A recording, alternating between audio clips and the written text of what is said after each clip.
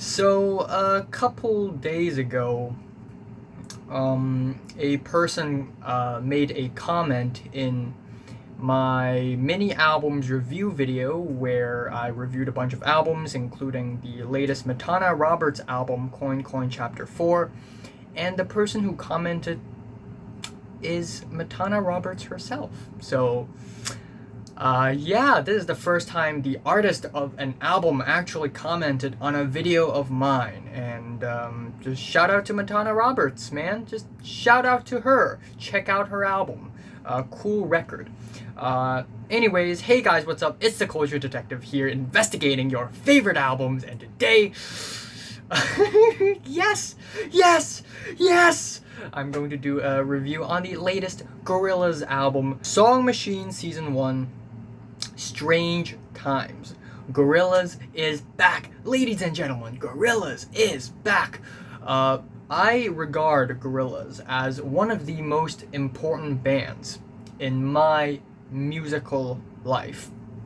Before I even discovered, like other bands like Radiohead and Pink Floyd and Death Grips and Swans, before I discovered anything, before I'm even into reviewing music, before I'm even into exploring music, before I even knew who Anthony Fantano was, there is Gorillaz. And they had always been one of my favorite bands of all times. So the fact that they're back makes me really, really happy, but also the fact that they actually made a freaking great album. Yes. So, starting off in their career, in their discography, Gorillaz is actually a virtual band consisting of 2D, Noodle, Russell, and Murdoch. 2D is the lead vocalist, Noodle being the guitarist, Murdoch being the bassist, the drummer is Russell, but actually the project is fronted by none other than Damon Albarn of Blur fame, and also Jamie Hewlett, who illustrated these characters. And together they are basically a very flexible music project where Gorillaz would work with all sorts of instrumentalists and singers and vocalists and producers worldwide and make albums after albums of very cartoony, creative, fun, playful, as well as actually artistic music that had been some of the best of the last 2 decades. Their first album in 2001, the self-titled debut, is not that great. It has its flaws, but still, for a multi-genre fusion virtual band, this debut album is incredibly promising. Tracks like Clint Eastwood, Rehash, 19-2000, Rock the House, and also the incredibly underrated Soundcheck, Gravity, is highlights on the album for me. Yeah. Also, Tomorrow Comes Today. That song is a yes. Next up, we have 2005 Demon Days, and I don't know about other people, but Demon Days is a 10 out of 10 album for me. For me, this album is perfect. This album is actually perfect. Every single track is all really versatile, but they all come together to form something really cartoony, but also creative. It tells layers of stories and narrative. We even have a spoken word track, which is complemented really well with a funky, cartoony instrumental. We have bangers like Dare and Dirty Harry. Feel Good Inc. is easily one of the best songs in the entirety of the 2000s. The album ending is heavenly, and that MF Doom track is super duper underrated. And then afterwards we have 2010 with Plastic Beach, where they sort of venture further into the cartoony concept album. This album, Plastic Beach, is a little bit more pop oriented than it is rock or electronic or rap oriented, even though a lot of hip hop shows up on Plastic Beach as well. The concept is slightly more dystopian, and even though it is a flawed project, I still love it a lot, and it ended up as one of my favorite albums of the entire decade. In the same year, they released The Fall, which is the first album in their streak of disappointing projects. The Fall sounds like a solo album. It just sounds like a bunch of demos and leaks, a bunch of half-baked beats. There are some good moments on The Fall, of course, like Revolving Doors, but still overall, meh. And then they took a long-ass hiatus. In the middle of the hiatus, though, they released Do Ya Thing, featuring James Murphy of LCD Soundsystem fame, as well as the legendary Andre 3000, and Do Ya Thing is a 13-minute long Frankenstein punk rap electronic monster that just completely blew my mind. Anyways, they returned in, I think, 2017 with the album Humans, which is kind of disappointing. It's bloated. It sounds like a compilation album. Again, there are actually good songs. Andromeda, I love it a lot. The track featuring Vince Staples, Ascension. I actually really enjoy Hallelujah Money, featuring Benjamin Clementine, which is this really sweet, heavenly, gospel-ish ballad, which is really nice. The track with Mavis Staples and Pusha T, Let Me Out, is actually really good. And they also released a couple of really good B-sides, which is really weird. Why didn't they put it in the studio album itself? Like Sleeping Powder, as well as Garage Palace, featuring Little Sims, amazing performance. Anyways, in the year after, they released the Now Now, which is like The Fall, but more laid back, synth heavy, and electronic heavy, and it's actually slightly more sonically consistent, even though it's nothing all that crazy. Tracks like Trans, Lake Zurich, as well as Hollywood featuring Snoop Dogg are some of the highlights on the record. However, in the year 2020, they had returned with Song Machine Season 1, and I first thought that Song Machine is basically them admitting, okay, you know what, albums, they're not our thing, you know, we're just gonna release singles from now on. But at the end of the day, they still compiled these singles together into one album, and even though I have to admit this album doesn't quite capture the cartoonishness or the eccentricity that some of the previous Gorillaz albums do, and I have to admit I do kind of miss the, you know, crazy freaky concept album style, but seriously, the singles on this album, the songs on this album are frickin' amazing. Just banger after banger after banger, making this one of the best listens of the entire year. Also, I really want to know why is this album so much better in comparison with Humans. I think it's because the songs on this album have more of a focus on the songwriting than the production and the shock factor, maybe. And even though in the beginning, before I listened to this album, I thought it's just going to be a mess, because at the end of the day, it's just a bunch of singles, a rap single here, a rock single there, maybe a ballad there, but when it's all compiled together, it still somehow made sense. It still sounded kind of cohesive, because the songs on this album mostly have the updated Gorillaz style with its fuzzy drums, punchy beats, the really whispery, tender vocals by Damon, and very sharp production in general. So yeah, needless to say, I frickin' love this album. The album opens off with Strange Times featuring Robert Smith of The Cure fame, and you know Robert Smith, he's usually a great feature in songs, like that Crystal Castle songs, which ended up in the honorable mentions of my favorite songs of the 2010s. Anyways, this is a great album opening with disorienting dry noise and also spooky, plinky xylophones, and then we have the very whispery, very breathy 2D vocals, which are very upfront and sharp. We have lyrics that reflect on the very strange times we're in, that's 2020. Of course, Robert Smith's vocals are harrowing, chilled, and icy. We also get these linear danceable grooves, but in the first half, I love how rhythmless and lost it sounds. It just really lives up to the title, Strange Times, because of how strange and uncontrolled it is, and it's just a fantastic opener. The second track is The Valley of the Pagans featuring Beck, and oh boy, it has been a long time since I've heard Beck in a good song. Beck in the 90s, totally popping off. I reviewed one of his albums like a couple years ago. Cool album, The Track Loser, banger. And he also made a really great feature on this track as well. I love the groovy bass, I love the funky, playful, cartoony synths, heavy instrumentals. I love the rap aspects of this track as well.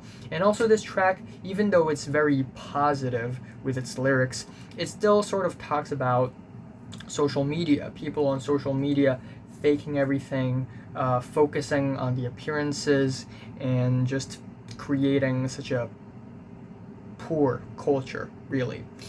Next up, we have the track The Lost Control featuring Lee John, and it's a really smooth, soulful, sensual synth funk track with very, very beautiful atmospheric instrumentals, a deep bass, nice reverby vocals in 2D's front, and also really beautiful ascending lead vocals in the hook as well. Amazing track. And the bangers don't stop. We have Pac-Man featuring Schoolboy Q, and this is like just Gorillaz in its most Gorillaz-esque, really. Of course, we have the semi-whispery, stiff hook provided by 2D, which perfectly complements the very animated feature of Schoolboy Q, which is actually very multi-phased. The way the instrumentals slowly become more and more moody towards the end, and the way Schoolboy Q's flows sort of get more and more concentrated towards the end. I also really love the kooky synths, and I love this track. It's basically Feel Good Inc. Part 2. Definitely not as good as Feel Good Inc., let's be honest here, but still, sounds like a sequel, and it's a pretty good sequel. Next up, we have Chalk Tablet Towers featuring Saint Vincent, aka Annie Clark, and it's just an okay laid-back synth-heavy track. I like the lovesick lyrics, and certainly Saint Vincent is one of the most talented pop producers and artists of our generation, I have to admit, but still the song structure is kind of bland and the song overall just turned out kind of stale. However, next up we have the Pink Phantom featuring Black and Elton John. Like, at this point, I wouldn't even be surprised if Gorillaz managed to get a double feature of 21 Savage and Bob Dylan. But yeah, the Pink Phantom, great track. This track is a glistering, pristine, grand piano ballad. Elton John's performance is majestic. It's tender and overwhelming. Black's feature is auto-tuned and it's very heartfelt and emotional. 2D's vocals are very romantic, and the track overall is just a very grand and beautiful piece. And I would never thought that Black and Elton John would show up together in one track, and it actually sounds great.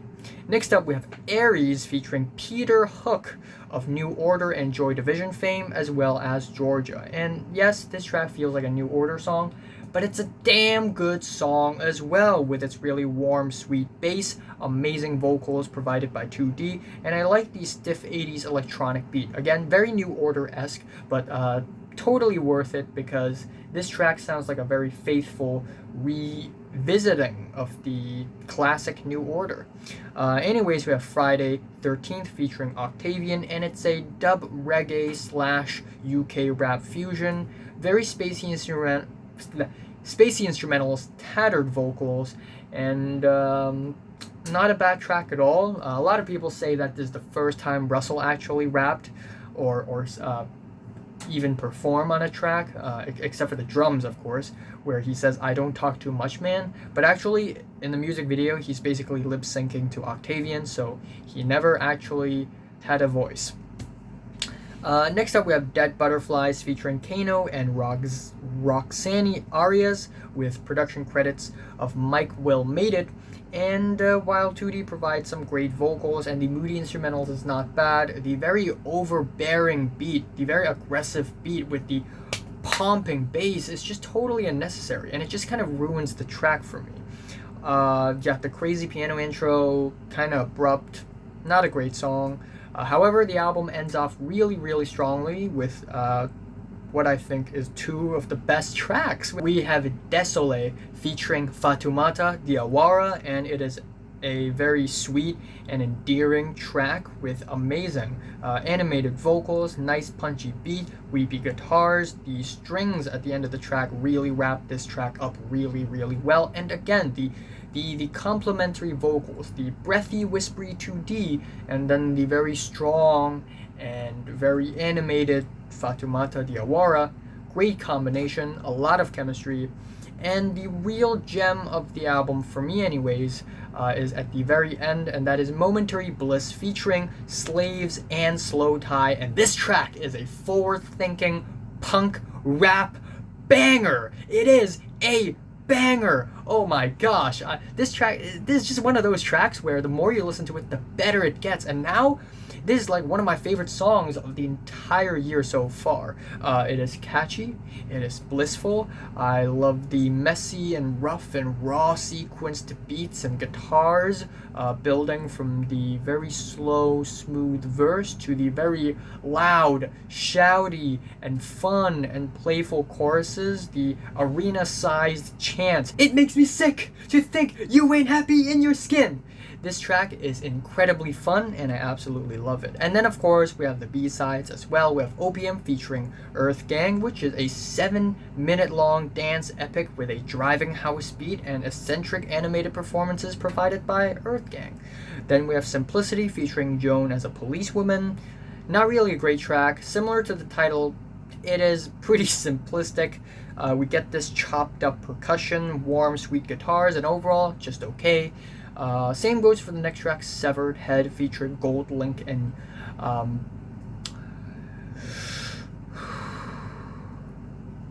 Unknown Mortal Orchestra. I wrote UMO and I almost forgot what's their actual name. Yeah, danceable, spacey, instrumental, heavy track. Not really all that crazy. Then we have With Love to an X featuring Moonchild Sanelli with its primal, chopped up beat, stripped back, bassy instrumentals, and tongue-in-cheek performance. Again, nothing all that crazy. It feels like one of those, very modern rap tracks that's a little experimental. A highlight for me, definitely, MLS featuring JPEG Mafia and Chai. And they actually work together really, really well. It's a very catchy and fun and cutesy pop song with a very fiery but also positive feature from JPEG Mafia. Also love the dense layered keyboards as the instrumentals, and the album ends off with How Far, or more like the B-sides ends off with How Far, featuring Tony Allen and Skepta. Rest in peace to Tony Allen. And this track is freaking amazing, and I kind of wish that this is in the studio album itself. Great focused performance from Skepta, really dramatic, worrisome strings, and Tony Allen adds a really nice addition to the track at the end, and it is a fantastic track overall. So yeah, Gorillaz, Song Machine Season 1. I love the album, love the album, love the album. I'm extremely happy that Gorillaz is finally back on the pedestal of great musical artists, and it's just amazing. This is, even though, yes, this album is not perfect, it has its flawed moments, but I'm really, really sure that for the next few weeks, next few months, or maybe even years to come, I will constantly go back to this freaking awesome album. In a way, this album is like the In Rainbows of the Gorillaz discography. I mean, not to say that Amnesiac and Hail to the Thief are, disappointing albums or anything. In fact, they're great, but still, just Gorillaz, they just go back up very majestically.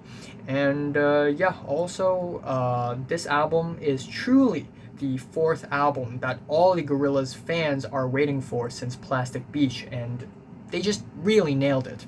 So my favorite track here is Momentary Bliss, and my least favorite is Dead Butterflies. I am giving Gorillaz Song Machine Season 1 Strange Times a strong 8 out of 10. So, have you listened to the latest Gorillaz album? From when you did, just rate it, like it, subscribe if you want more, and thanks for watching. I will be reviewing Clipping tomorrow. I will actually consider reviewing Dorian Electra, as well as Meridian Brothers, Odraza with Jechom, which is a Polish black metal album. Maybe I'll review that. And I think King Giz and Molchat Doma will release albums in November. Looking forward to them.